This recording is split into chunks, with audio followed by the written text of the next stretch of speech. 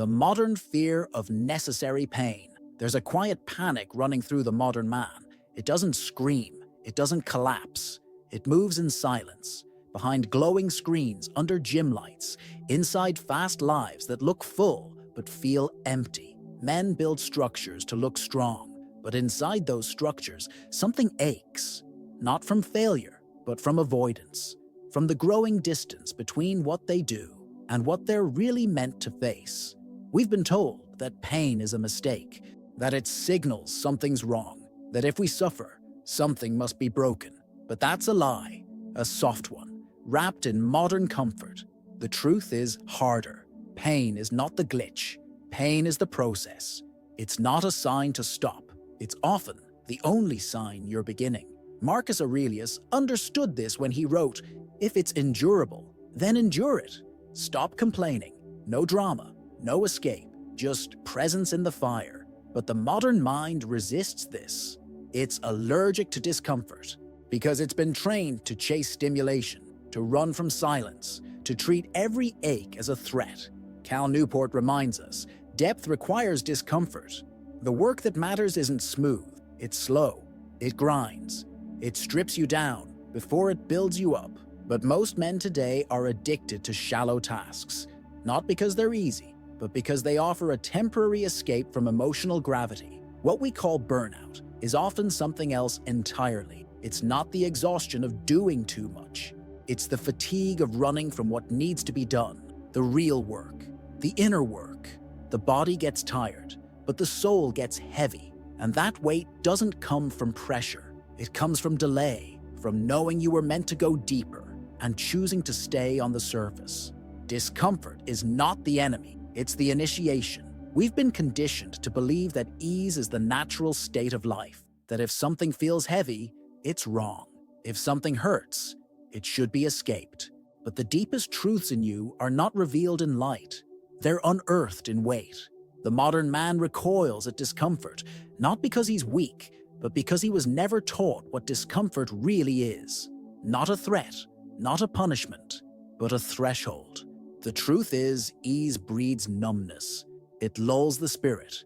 It softens the will. Discomfort, on the other hand, sharpens your senses. It wakes up corners of your being that have been left untouched by routine. The mind becomes clearer under pressure. The soul becomes more honest when stripped of comfort. Most discomfort is not dangerous. It's simply unfamiliar. And what is unfamiliar feels threatening only until it becomes known. Growth does not arrive with clarity. It arrives with chaos. It doesn't begin with an inspiring quote or a perfect morning. It begins when your world feels too tight, when your skin feels foreign, when you can no longer tolerate your own avoidance. That pressure, that inner agitation, that is initiation. That is the door, not the problem, the doorway. You are not weak because you suffer. You become weak when you start believing you shouldn't, when you interpret suffering as a flaw in your story rather than a force shaping it. Pain, discomfort, resistance. They don't block the path. They are the path. And walking it is not about winning. It's about remembering what you were built to endure. When growth becomes another addiction, there's a version of self-improvement that looks noble on the outside, but inside, it's just another form of escape. You wake up early, you journal, you cold shower, you read, you meditate, you optimize, you track, but all of it, every step, every system, becomes another layer of avoidance when done without presence. Growth becomes not a return to self, but a performance for the self, a mask that whispers, "At least you're doing something," while never letting you feel anything. Men chase tools and hacks, not always out of desire to evolve, but out of fear of what will surface when the noise stops. Stillness is threatening because it strips away the image, and without the image, you meet something far more difficult: your unedited mind, your unresolved grief, your hunger for meaning that no productivity app can satisfy. In that silence, improvement starts to look like another addiction, because it is. The same dopamine you once got from distraction now comes from the illusion of momentum. Even discipline becomes decoration when it's not rooted in truth. You can have the perfect morning routine and still be lost. You can read 100 books and still be empty. You can master every habit tracking method and never touch your own shadow. Jordan Peterson reminds us, unless you confront the chaos inside you, no system will save you. It will only keep you busy enough to avoid seeing how deep the wound actually goes. Real growth isn't fast, it isn't curated, it's uneven, uncomfortable, silent, and often invisible. It's not the rush of progress, it's the ache of integration. Not adding more, but feeling more. Staying when it gets dark. Listening when nothing makes sense. Letting go of the image until what's left is not performance, but presence. What you call burnout might just be resistance to change. It's easy to blame exhaustion, to say you're overworked, overwhelmed, stretched too thin. But what if the weight you're carrying isn't from doing too much, but from avoiding what matters? What if the heaviness isn't the result of effort, but of misalignment? There's a kind of fatigue that doesn't come from action. It comes from resistance, from moving in directions that no longer serve you, from saying yes when your soul is saying no, from staying in places, jobs, habits, even relationships, long after your presence has left. That kind of fatigue is deeper than physical. It lives in the chest, in the gut, in the slow erosion of your clarity. Modern burnout often isn't the product of hard work. It's the cost of sustained evasion, of working around the truth rather than through it. You convince yourself you're productive, but you never actually touch the thing you fear, the conversation, the change, the silence. And over time, that avoidance builds tension, invisible but loud. You start to confuse effort with avoidance. You confuse being busy with being brave. There's a difference between being tired because you're pushing forward and being tired because you've been circling the same dead weight. One leads to growth, the other to collapse. And most men can feel that difference, not in their calendars, but in their bodies, in the heaviness behind the eyes, in the emptiness after achievement, in the constant urge to escape. You don't burn out because you're doing too much. You burn out because you keep turning away from what you know is calling you. Growth doesn't exhaust you. Pretending does. Change doesn't drain you. Resisting it does. And when you stop resisting, even your fatigue starts to feel different, not as defeat, but as a necessary release, as the final exhale before something real begins.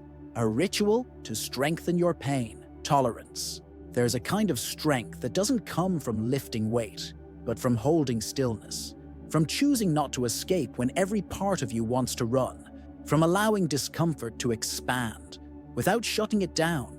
That kind of strength is built in ritual, not routine, not discipline for performance, but sacred, internal confrontation. Choose one task today that unnerves you, that stretches you, not something you can dominate or finish, but something you can simply endure, not to win, not to measure, but to witness.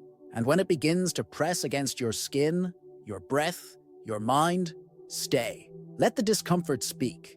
Let it rise. Let it break your pace. Don't analyze it. Don't fight it.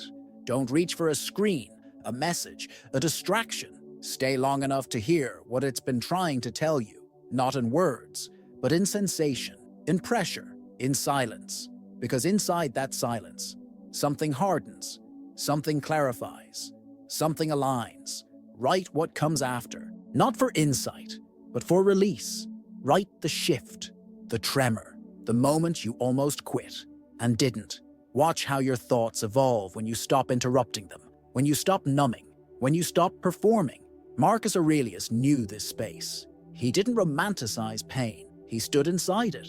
He reminded himself, and us, that the soul strengthens not by moving around difficulty, but by standing still within it.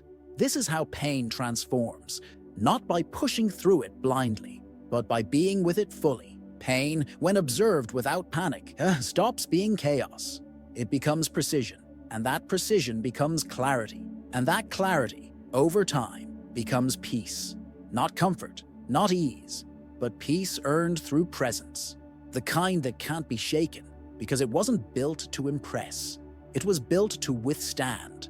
The fire is the furnace. There's a reason fire transforms metal. It doesn't just melt, it reveals. It burns away the unnecessary. It reshapes the core. And in the same way, you cannot be forged without going through your own fire. That's not a metaphor, that's physics.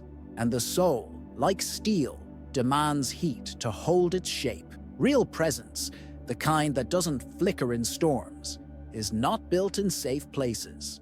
It's earned, slowly, painfully, in moments when everything in you wants to fold. And yet, you stay, not with a smile, but with resolve, because something in you remembers that the point was never to feel good. The point was to feel real. Robert Greene said that true mastery is built in obscurity, through years of internal friction, not recognition, not applause, just repetition, just pressure, just you alone, doing the work when no one sees. That friction becomes texture, that obscurity becomes weight, and over time, weight becomes density, the kind that can carry meaning. Cal Newport reminds us that deep focus isn't about perfect clarity. It's about staying in the dark long enough for your own mind to become the light, to not run at the first sign of discomfort, to not flinch when progress disappears, to hold the line and wait. This is the truth behind growth, behind masculinity, behind soul. Pain is not punishment, it's passage. The threshold you walk through to find who you are beneath the image. And if you can endure it, fully, honestly, repeatedly, then what's left on the other side is not just strength. It's peace that has survived the storm. And that kind of peace doesn't beg to be noticed. It simply is.